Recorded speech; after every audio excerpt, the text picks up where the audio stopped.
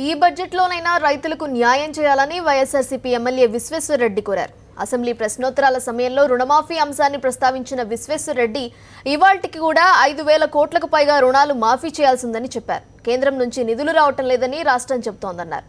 అయితే కేంద్రం మాత్రం 1,40,000 కోట్లు ఇచ్చామని అంటోందని చెప్పారు. రుణమాఫీ అంశం వచ్చేసరికి చంద్రబాబు నిధులు లేవని చెప్తున్నారన్నారు. అటు బంగారు రుణాలపై కూడా స్పష్టత ఇవ్వాలని కోరారు. రాష్ట్రంలో రైతుల ఆత్మహత్యలకు ఇదే కారణమన్నారు. తెలంగాణలో చేసిన విధంగా 2 దఫాలుగా రుణమాఫీ చేయాలని సూచించారు విశ్వేశ్వరరెడ్డి. ఇప్పుడు ముగుస్తున్న బడ్జెట్లో 4,300 కోట్ల రూపాయలు రుణాల కోసం అని చెప్పి మాఫీ కోసం అని చెప్పి కేటాయించడం జరిగింది సార్. ఈ డిసెంబర్ 15 నాటికి వాటిని జమ చేస్తామనేటువంటి చెప్పడం జరిగింది. కానీ ఈరోజు కొత్త బడ్జెట్ సమావేశం వస్తూ ఉన్నా కూడా ₹1 కూడా 2వ విడతలో జమ చేయలేదు. అదేవిధంగా ఈరోజు వరకు కూడా దాదాపు 5 లక్షల ఖాతాలకు పైగా ఈరోజు ఫిర్యాదులు వస్తే వాటికి సంబంధించి సమాధానం ఏమనేటువంటిది కూడా ఈరోజు వరకు కూడా లేదు. మొదటి విడత కింద కూడా 4 దశలుగా మేము చేస్తామని చెప్పారు. ఇప్పటికీ 3 దశలు మాత్రం చేశారు. 4వ దశ కింద వచ్చినటువంటి ఫిర్యాదులు ఏమైనాయి, వాటిని ఎప్పటిలోగా చేస్తారు. వాటికి దాదాపు 600 కోట్ల రూపాయలు ఇవ్వాల్సినటువంటి అవసరం ఉంది. అంటే 4,300 కోట్లు ప్లస్ 600 కోట్లు దాదాపు 5,000 కోట్ల రూపాయలకు పైగా ఇవ్వాల్సి ఉంది. సంవత్సరం గడుస్తా కూడా ఇవ్వడం లేదు. పైగా కేంద్రం నుంచి నిధులు రావాలనేటువంటి మాట చెప్పినట్టుగా మేము పత్రికల్లో చూసాం. మరి కేంద్రం వాళ్ళేమో మేము 1,40,000 కోట్ల రూపాయలు ఇచ్చామని చెప్పి అమిత్ షా గారు చెప్తా ఉన్నారు. మన వాళ్ళేమో మాకు డబ్బులే రాలేదని చెప్తున్నారు. మేము అడుగుతున్నది ఏమంటే రైతుల రుణమాఫీ వచ్చినప్పుడే మీకు డబ్బులు లేకుండా పోతున్నాయనేటువంటిది ఈ సందర్భంగా నేను అడుగుతున్నా సార్ గౌరవ మంత్రివర్యులు గారిని. అదేవిధంగా సార్ బంగారు రుణాలకు సంబంధించి సార్ ఇంత దారుణంగా సమాధానం చెప్తే ఎట్లా అని చెప్పి నేను అడుగుతా ఉన్నా సార్. పేపర్ చదివే ప్రతి ఒక్కరికి తెలుసు సార్. ప్రతిరోజు కూడా ఈరోజు నిన్నటి రోజు ప్రతిరోజు కూడా బంగారు రుణాలు ఏలమేస్తున్నామని చెప్తా ఉన్నారు సార్.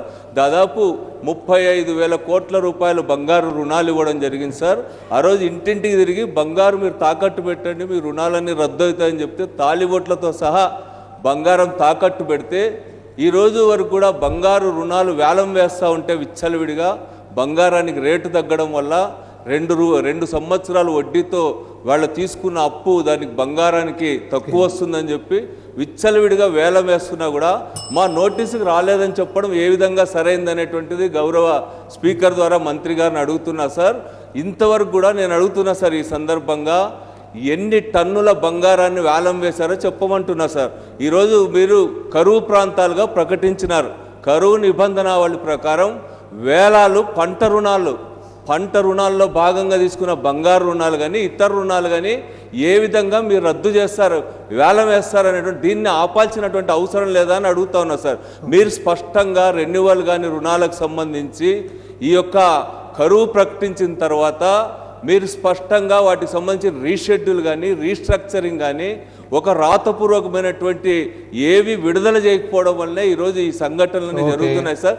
మీరు తెలంగాణలో 50% ఇచ్చారు, ఇంకొక 50% ఒకే దఫాగా అమలు చేయమంటున్నారు సార్.